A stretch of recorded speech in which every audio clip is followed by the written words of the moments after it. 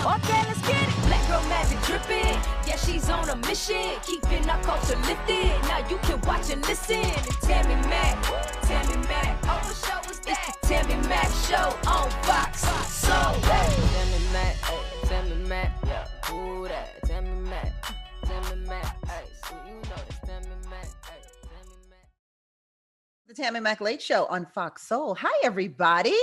I'm Tammi Mack, just in case you didn't know. Yeah, I'm not the girl that introduces the girl. I am the girl. Tonight, we're talking about why President Joe Biden is enlisting 1,000 barbershops and beauty salons to help with the fight to end COVID-19. Why Derek Chauvin is requesting a lighter prison sentence. Lighter, he's requesting no prison sentence at all.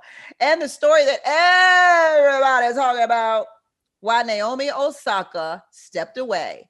It's time for another round of the political and trending highlights of the week. Please welcome my Friday faves. Yes, the co-founder of the Anti-Racism Kentucky Coalition, Dr. O.J. Oleka, is here. Comedian and filmmaker Alicia Cooper's right here too. Activist and radio personality Dominique DePrima on hand. And political analyst Ed Sanders is right here with us tonight.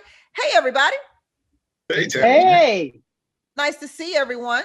Yeah, thank God it's Friday. Me too. Any big plans for the weekend, Ed? You got soccer games to attend? Always that and hopefully some beach time. Oh, okay. You're going to get a little fun in the sun. You know, work out a tan or something.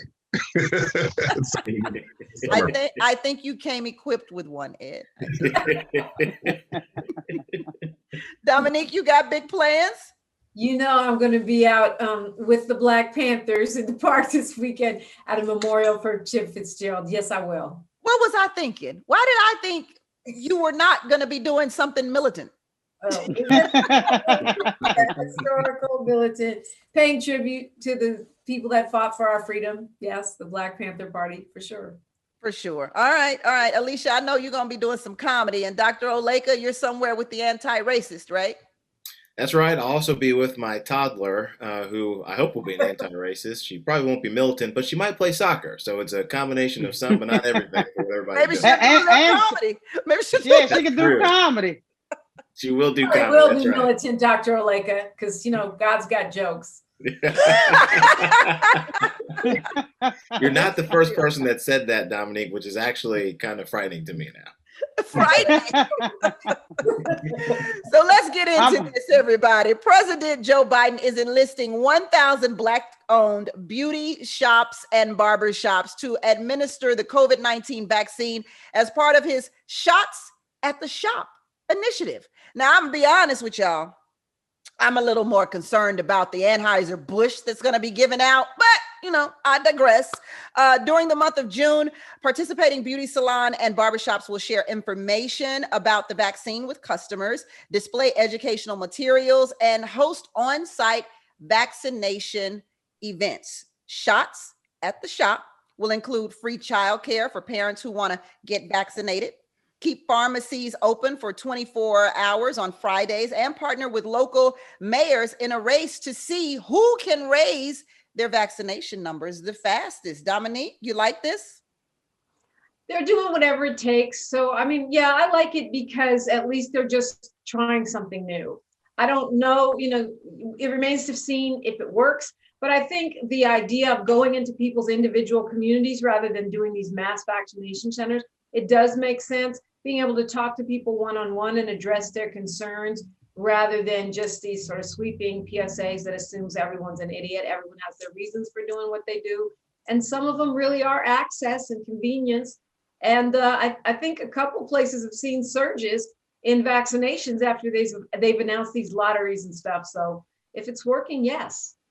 I think we had 4 lottery winners in California today from LA, well, not literally LA, but somewhere in the LA area and the surrounding areas. 2 of them were from. Dr. Oleka, how do we feel about this? Shots at the Shop.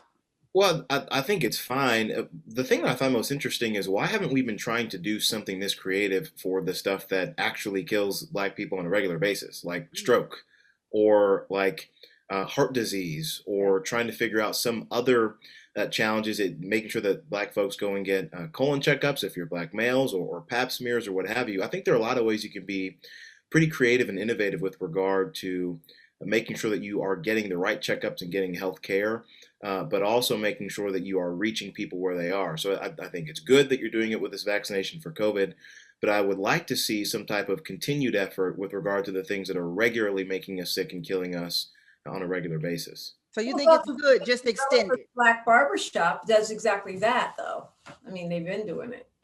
Well, Yeah, that's that's good. true. I would say yes, extend it, but add to it in terms of the excitement, to the media hype, and to the high profile folks, whether it is elected officials or business leaders, but really making this an effort to take control of your own health.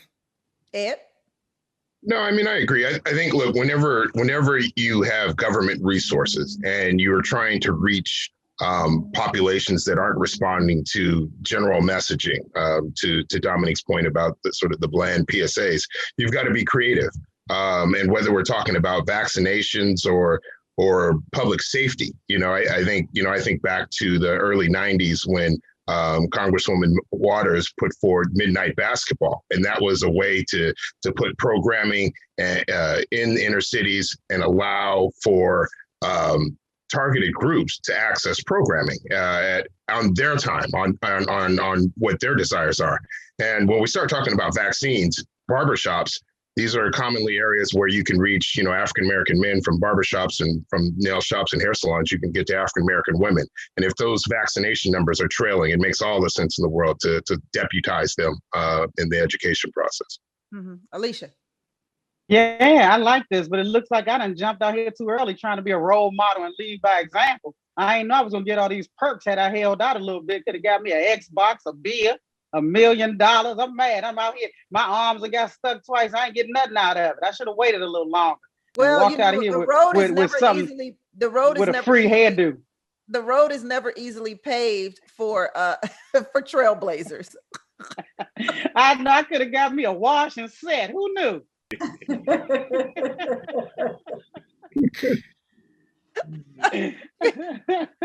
Listen, I mean, I really am tripping about the Anheuser-Busch. If Joe Biden makes his goal, Anheuser-Busch has agreed to give the entire adult country free beer. How do we feel about this? And this is not even in my script tonight. I'm just pissed. That's all. Why are you mad, Tammy? I'm mad. Because I mean, come on. I would like our country to represent what it's supposed to represent, and that's abundance for the people as opposed to abundance for the companies. And so I'm thinking, as opposed to like Anheuser-Busch, a beer, and I've talked about this on the show because that's how mad I am this week. But I mean, there are alcoholics that live, that suffer from alcoholism, and we're giving away free beers. Alcoholism causes liver damage, and it's not good for people. So how do you possibly combine alcohol, which creates disease and is not really good for people, with a vaccination that's supposed to help keep people safe? It's just incongruent to me. And I think if you want to give some people some stocks, give some people some free health insurance for a year, maybe give some people free education, a couple of classes free. I mean, things that really matter and that makes America a better place in a real way, not in a here's to you kind of way. It's ridiculous to me. I don't know. Am I the only one out here on this one, Dr. Oleg? Well, I think it's more of a media stunt than anything else. I think Anheuser-Busch is basically saying, we don't think we're going to get to 70%. That's why we're going to give everybody free beer if we get there. Because if you think about it, that'd be a massive hit for them financially to just provide a free beverage for any adult person who would want one. But what do they get now? Now they get a bunch of free marketing. They get everybody to talk about Anheuser-Busch and how they're going to give away free beer if we get to 70%. So I'm with you. I don't think that giving out beer or something else that could, if not handled responsibly, could be bad for society, I don't think is a good trade-off. But I mean, I respect the hustle in the sense that Anheuser-Busch is saying, talk about us, so buy your beer now, and then when we don't get to 70%, you can still buy it then.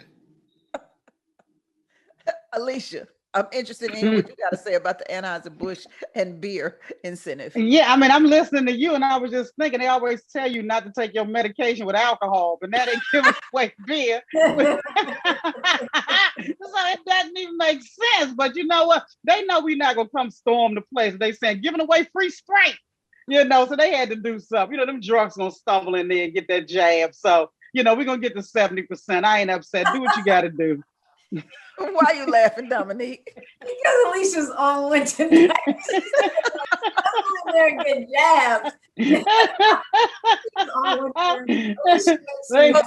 Speaking of the vaccine, the Equal Employment Opportunity Commission says that companies can legally require employees to be vaccinated.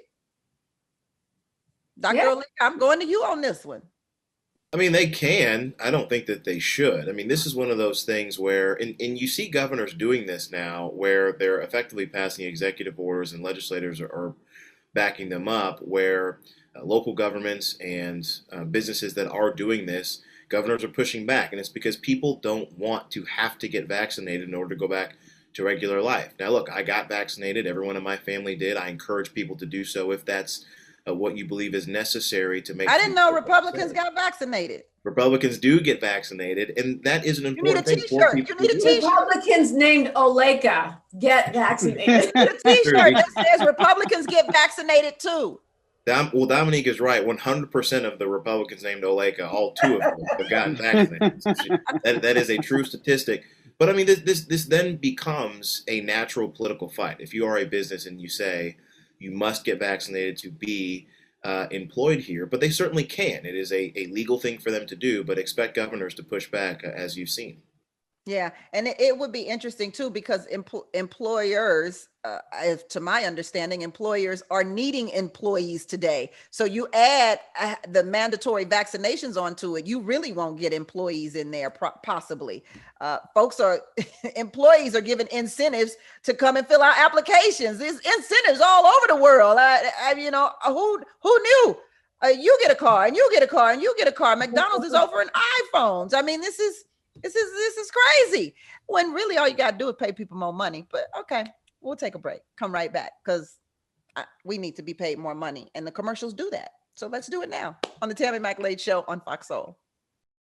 Welcome back to the Tammi Mac Lade Show on Fox Soul, everybody. According to ABC News, California Governor Gavin Newsom and legislative leaders have established a task force that will study and recommend reparations for African Americans. This is not really news in LA, because this was established probably a year ago, or maybe at least 6 months ago. The task force held its inaugural meeting on Tuesday. The process will take 2 years to complete, with the team meeting periodically until July 2023. Now, this committee is reportedly the first state reparations committee in the country, and the state legislation was written by Secretary of State Shirley Weber during her time as a state assemblywoman. The task force will focus on providing summaries on discrimination against Black people. They're going to share their finding with the public, calculating the reparations, and putting together a public apology. Critics of the legislation have argued that California did not have slaves and should not be studying for paying reparations. I'll be damned. Is California not a part of America? I'm confused. Well, the concept of reparations is repair for damages. And so whether you enslaved someone or benefited from the enslavement of someone, you still owe reparation. There are lots of companies, lots of institutions in California that benefited from the enslavement of African people of African descent, I should say. And then, I mean, Tulsa is a perfect example. We just marked 100 years since the massacre in Tulsa, and an excellent article in Forbes outlines how America owes Black people $45 billion for Tulsa alone, based on, how that original amount of money, which was $2 million in those dollars, which is $27 million today, leveraged over 100 years following the S&P 500, would add up to about 45 billion. That's not even counting all the people that were killed, just the property damage. So yes, California benefited from the enslavement of people of African descent, and we need to make it right. Ed? No, I think you're right. I mean, I think a lot of us California natives look back to our families that migrated here, and a good number of them migrated from the Deep South, trying to escape Jim Crow, only to find that California had its own very particular type of Jim Crow. So to the critics that say, oh well, California wasn't a slave state, there were a lot of things done in California that mirror what you would see in the Deep South. I think we've are also talking about property in along the coastal cities where African American families have been moved out purposefully so that you could put up hotels and other things other than moving people out. But repairing that here in California starts to set the model for the country. I hope what happens here in California is picked up in states in the Deep South and in the Midwest where there are African American populations that need it. I laugh because I believe this is going to be one of those what happens in California stays in California. I mean, you're right, Ed. California, it fancies itself as a very liberal state, but it is also the state that shot down affirmative action just this past year. So just exactly how liberal are they? Dr. Oleka? Well, I think we're going to find out. And to Ed's point, most of the country doesn't want to be California.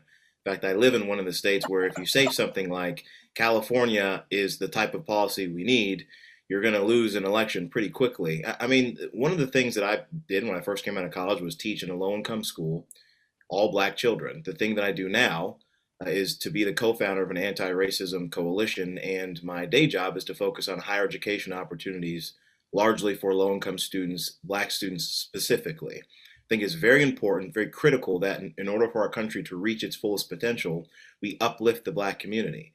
I do not think that reparations, at least what I have seen in terms of policy proposals, is the best way to do it. California may prove me wrong. It hasn't before on policy ideas, so we'll see. But I think that we've got to be more creative, but I also think we don't have to go beyond what we know to be right. We have to have safe neighborhoods in the Black community. We have to have good quality schools where our Black students go, and we have to have good quality jobs for people who are job age to work that transition into careers. I don't know that that looks like a reparations policy. I think we ought to be focusing on those things instead.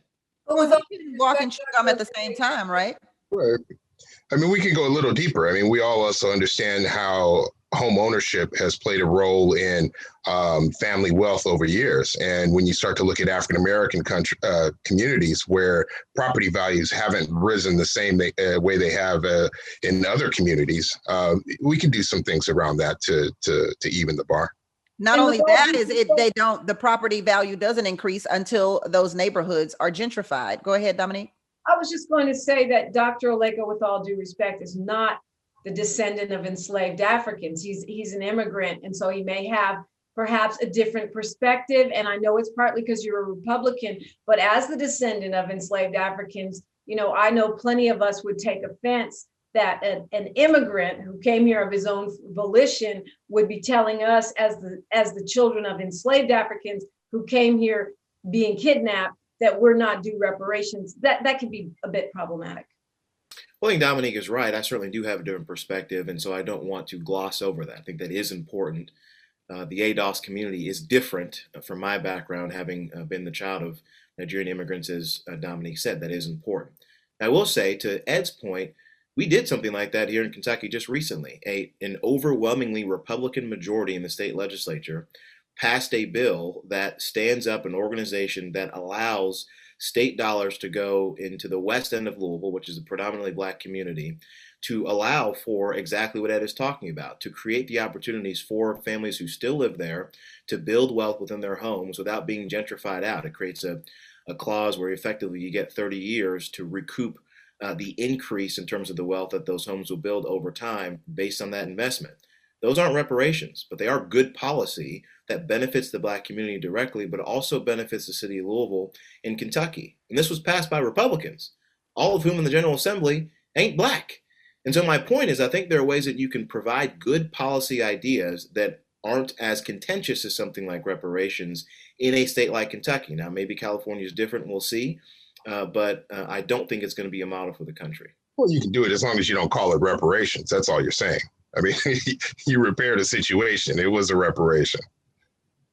So then maybe we shouldn't call it defunding the police. Maybe we shouldn't call it reparations. Maybe we shouldn't call it the George Floyd Act. Maybe we shouldn't call it the John Lewis. Yeah. But there's also we got to change all our names just to make white folk comfortable with making the changes. Yeah, and it's a trip because, like you said, that people say we weren't slaves and they weren't slave owners and things like that. But there's still people, like they had a story about a month ago that made the news about how they're still in certain contracts that you can't sell your home to a Negro or a colored person right here in California. Amazon Prime did a whole series called Them, which talked about Linwood, how the Linwood community wouldn't let you rent, so wouldn't let you sell homes, and they wanted to keep their communities all white right here in California. And this wasn't that long ago. So for people to say that California shouldn't do this and shouldn't do that for Black people because of slavery, we weren't alive back then. There's still policies right now on the books that are just as racist as they were back then. When my parents moved to LA in the late 60s so that my mother could go to UCLA from DC, my father's told me, he said he saw things in California he hadn't even seen down south, especially with police. So let's not act like California is this great bastion of equality and progressivism. They have just as many issues as everywhere else in the country. So I hope something is done and something should be done. Dominique, you want the final word on that? Final word is that, it needs to happen on a city level, a county level, a state level, and a federal level. And yes, it's going to take a long time. I think Dr. Oleka's right. A lot of people don't want to hear about it. They don't want to talk about it, but it is correct. If you owe me money, you owe me money. If you have damaged me, you need to make it right. And you don't get to tell me how I get to spend that money, and you don't get to tell me whether or not it's appropriate. Just pay up. You owe me. On Tuesday, isn't that a song by Nas? Mm-hmm. You owe me back like you owe your taxes. Yeah. Shackles on my feet. You owe me. Oh, okay. On Tuesday. Oh, you singing it, Ed? Go for it. I'm all right.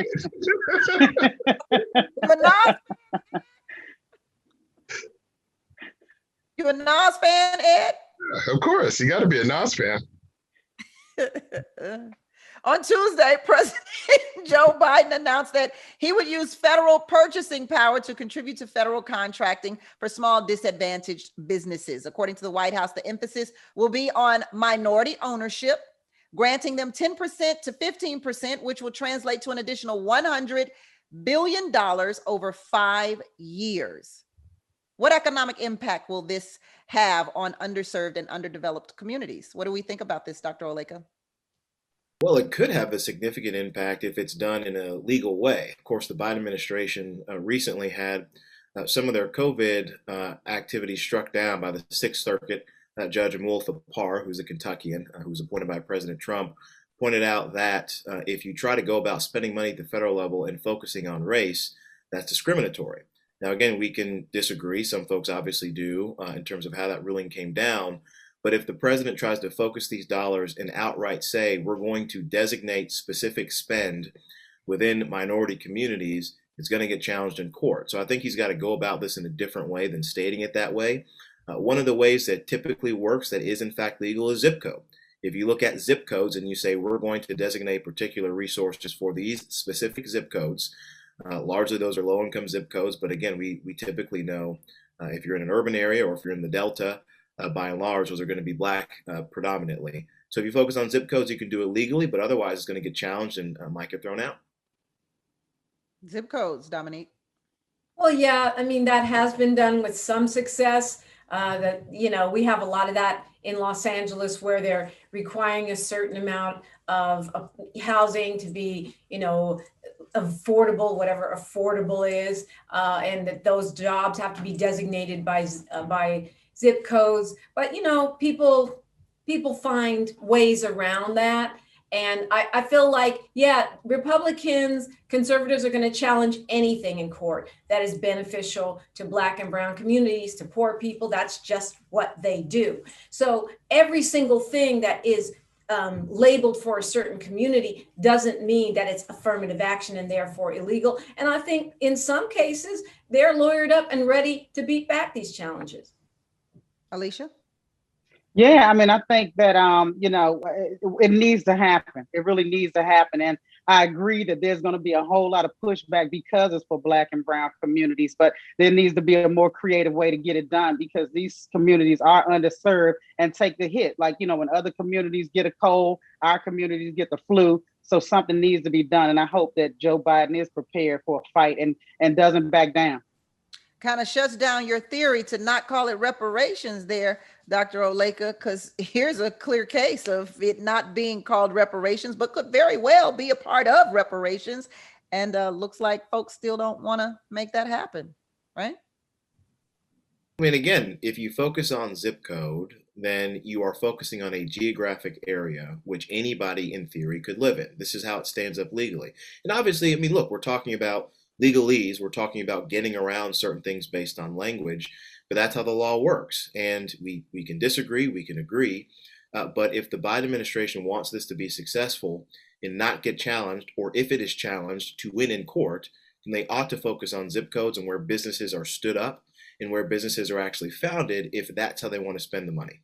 Oh, that's right, because we have an extreme court, not a Supreme Court. Right. And the thing about it is, so basically we can't teach critical race theory. We can't talk about race. We can't talk about slavery. We can't call anything Black. So we're just everything's going to be area codes, zip codes, and we'll just all pretend that there was no racism and there are no races and we're colorblind. That's just so much BS. It's an erasure of reality. Well, I think that's a bit hyperbolic. Now, again, what's going down right now. Critical race theory is something that I studied within my doctoral program. I can tell you right now, but a lot of these folks on the left and a lot of these progressives are saying that they're trying to teach in schools. First of all, it's not even critical race theory. It's just trying to teach kids that America is irredeemable. No one should want that. If you want to have a legitimate, honest conversation. And I never learned that America was irredeemable. I learned that America needed to get on some course correction in some areas, and that's the truth. The truth is, I got to go to commercial break, y'all. We'll be right back on the Tammi McLeod Show on Fox Soul. It's my favorite show of the week. My Friday faves are here. Dr. Oleka, Ed Sanders, Dominique DePrima, and Alicia Cooper. Let's go to the chat room. Bruce Taylor says it's all about the language with the disingenuous. CM Williams said LAPD are the worst. Princess Robinson says we should call it the Make These Black Folks Happy Act. Well, Black folks won't be too happy if Derek Chauvin gets his way. He's requested to receive a lighter prison sentence in the form of time served or probation. During a recent court hearing, Derek Chauvin made the request and also cited that he is the victim of a broken system. I can't even read no more. He is the victim of a broken system. I'm so done. The reason he's the beneficiary. He's the beneficiary of a broken system. Yes. The reason for Chauvin's request includes his lack of criminal history, his former time as a Minnesota police officer, and the heightened risk that he could be victimized in prison. Minnesota state prosecutors have requested that Chauvin receive a 30-year prison sentence. However, he's facing a maximum of 75 years in prison. I think we all know that's not going to happen, right? The 70 or the 30? The 75. Yeah, probably not. I'm nervous now. I'm nervous. I'm real nervous because now I'm like, oh Lord, he about to get probation. He shouldn't be scared of what might happen in prison. He should be scared of what might happen outside of the prison if he gets probation. But that's just me talking. Ed? From the attorneys I've spoken to, Tammi Mack, if he gets 12 years, that would be a lot. But he's not going to get off on probation. I don't think that's going to happen. No matter how broken he thinks the system is. In a sense, I could agree the system is broken because he should have been prosecuted when he beat up that 14-year-old and put his knee on their neck. but instead he got away with it. So he doesn't have a criminal record. And I hope, but we know that he's not going to get off with just probation because there are already aggravating circumstances based on the presence of a child and the vulnerability of the person that he killed, i.e. George Floyd, and some other factors. So he's not going to get probation. Doesn't that have to do, isn't that solely the discretion of the judge? I don't know. I think it is, but with these circumstances piling on top of your recommended sentence, if you let him walk, I don't see it happening. What happens if the judge lets him walk? The judge doesn't lose anything. No, and you really are speaking to one of the other elements of criminal justice reform that we've got to turn our attention to. And it is the question of who's hearing these cases and the judges. I think a lot of times we've seen, where a prosecution takes place, you might actually win the prosecution. The judge might lighten the sentence or even down the road offer some form of relief that sort of backs out what we sought for justice. In this case, even as you were mentioning it, I can't recall any information about the judge, from the name to sort of the background, to get a sense of this person's perspective on this case. Well, I mean, we do remember when the judge himself kind of insinuated that Derek Chauvin's attorneys could use Maxine Waters' comments as a, for reasoning for a retrial or appeal.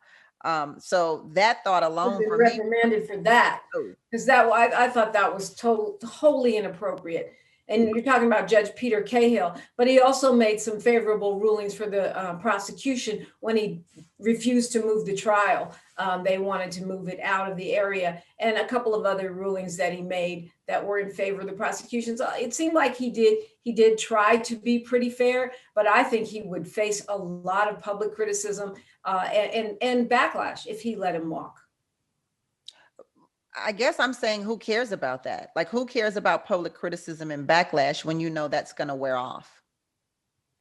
Well, some of the judges are up for election, and if you have to stand for election to hold your judgeship, you should care. I don't know the case, and that was my point about this judge. I don't know whether he's elected or appointed. Dr. Oleka? Well, I think the thing that obviously you look at Chauvin's perspective, of course, he and his attorney are going to try to do this, but the question I would have for him is, why don't you think about this before you put a knee on the back of a man's neck for 9 minutes? And apparently when you did it for a 14-year-old, if you're so concerned that what might happen to you, these things I think are indicative of why it is important that this particular incident doesn't allow him to be let off.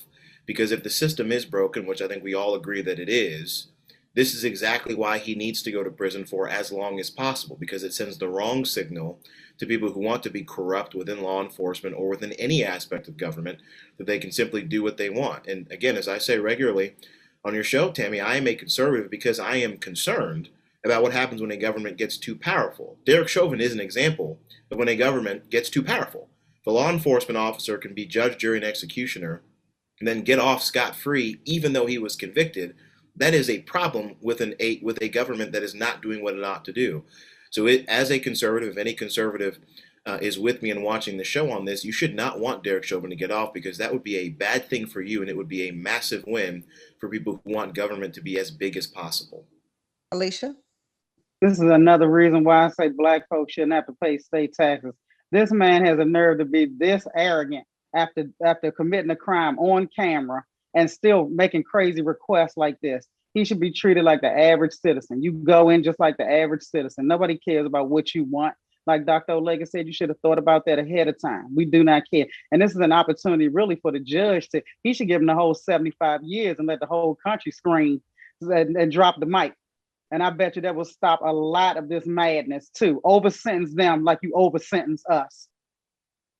Ooh, over-sentence them like you over-sentence us. Wow. I guess we all need a joint right now. Amazon CEO Dave Clark recently announced that the company will no longer screen employers for marijuana. Sounds like an interesting position.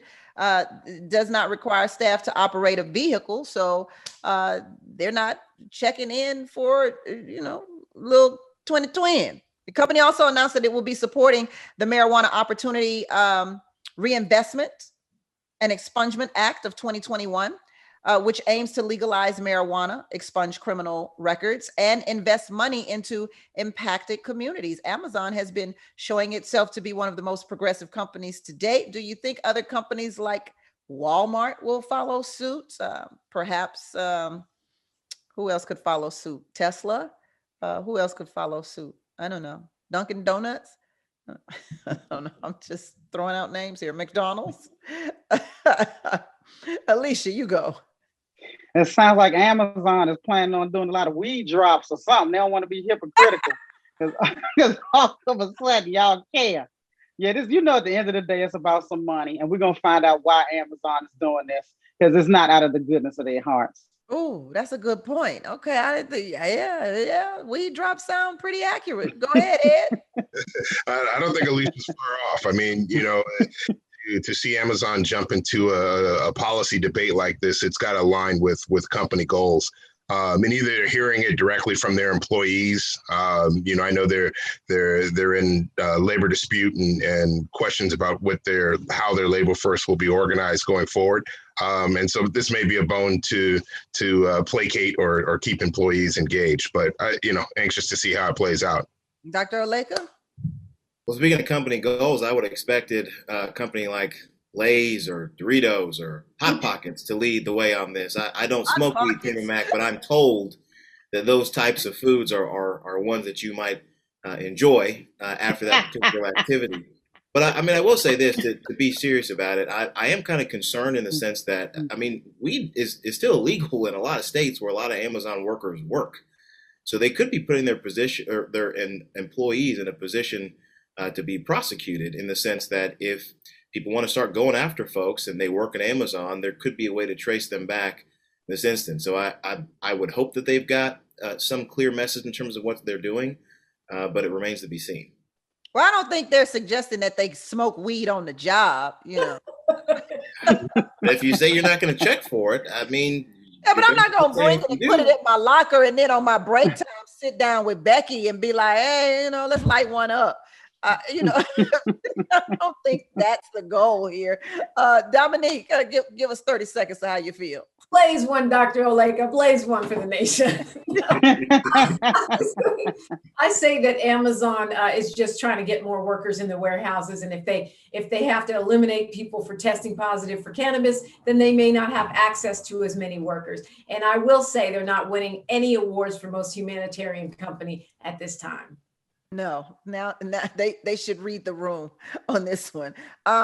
Yeah, Dr. Oleka and I, we have a lot in common. Dr. Oleka. Sooner or later, I'll be back over to the other side, Dr. Oleka. Sooner or later. Let's take a quick break and come right back on the Tammi Mac Late Show on Fox Soul.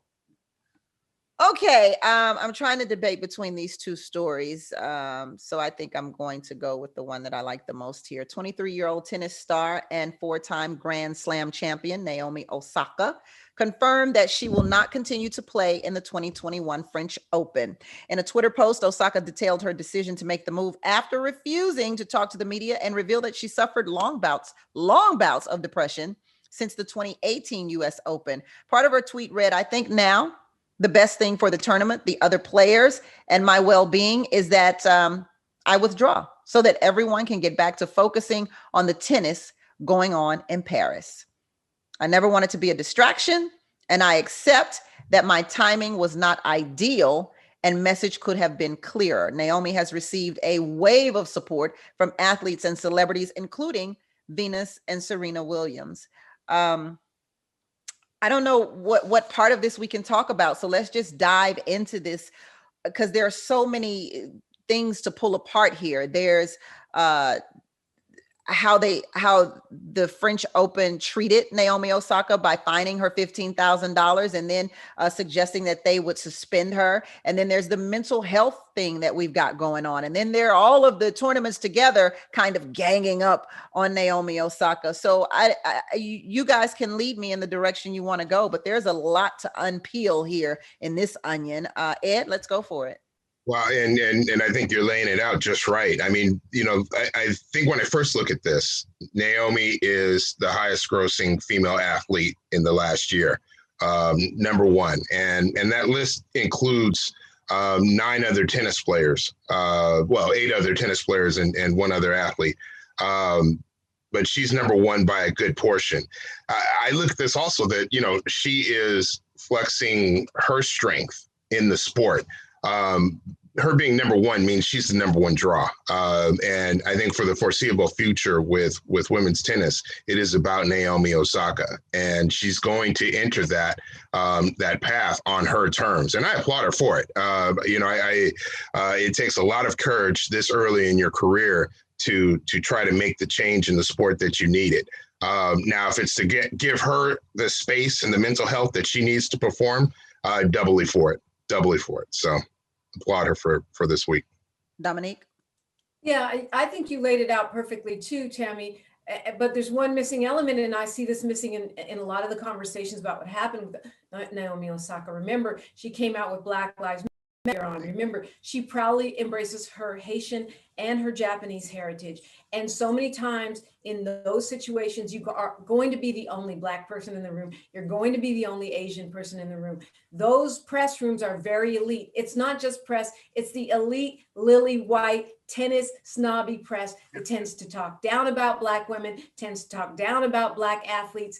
And I've watched a lot of tennis, and I see how they talk about us. It's very racist. So if you are a conscious young woman who already has anxiety and depression, imagine the extra pressure that kind of a lily white snobby environment puts on you. I think this is very brave. I commend her for doing it. And I think in the long run, she's going to make things better for all of the athletes, whether they were brave enough to support her or not.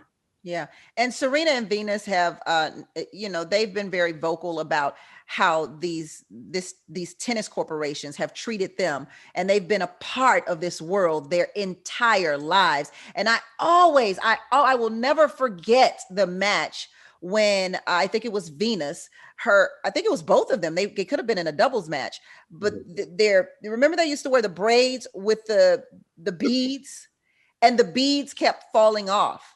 And they were saying that they were either going to have to stop playing or they were going to be penalized for their beads falling off. And I thought, wow, that's pretty deep. So they've had to deal and endure with this kind of racism tennis corporation for forever as kids. And we've lately going viral is Richard Williams, their father, his video of chastising a reporter when he was interviewing Venus. So this is nothing new to the tennis world, and especially Black folk in tennis. And I was reading an article the other day that suggested that perhaps the reason why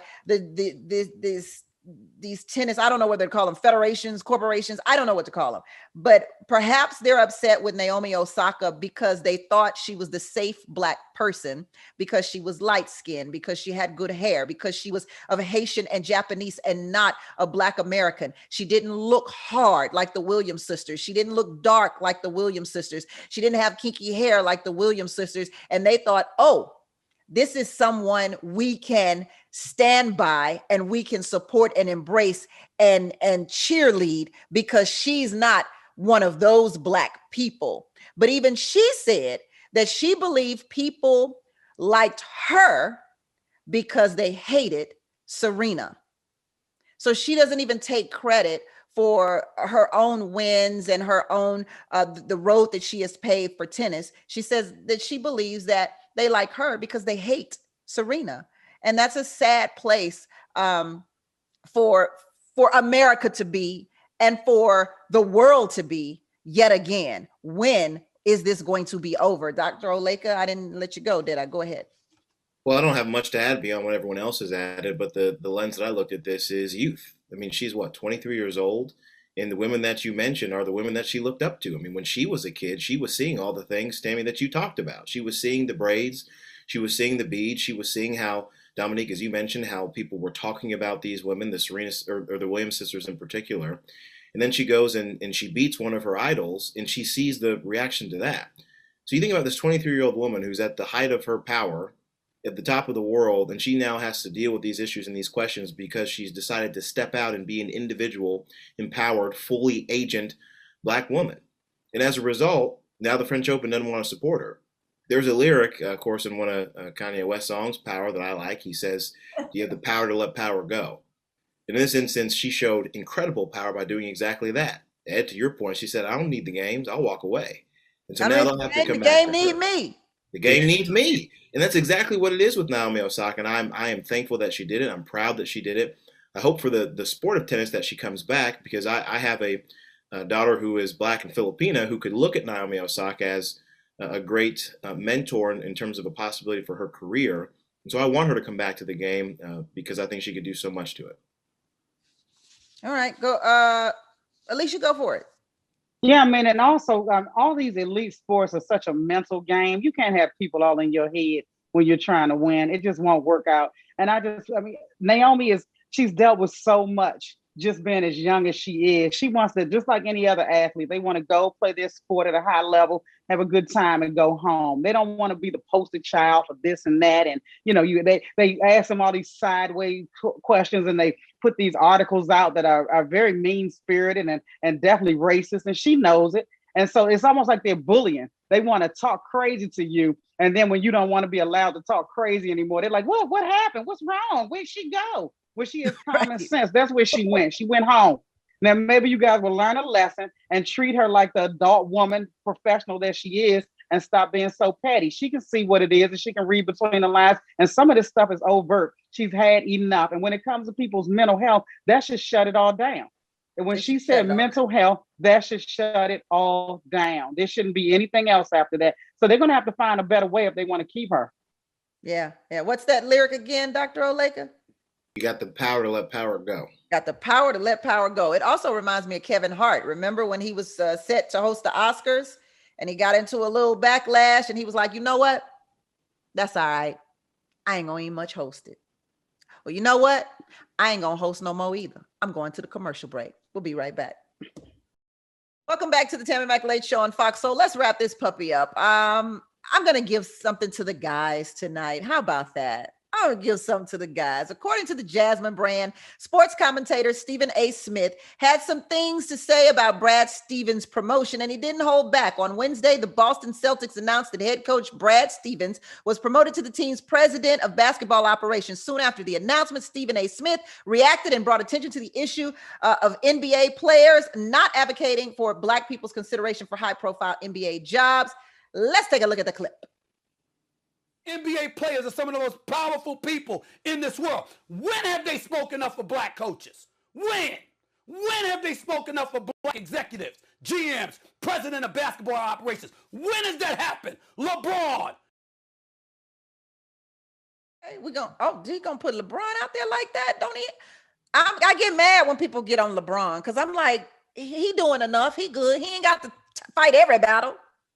He got a whole school going on in his hometown. It seems like he got a problem with LeBron anyway. He was complaining about him not publicly saying that he had a vaccine last week. And this week he's mad because he's not advocating for coaches.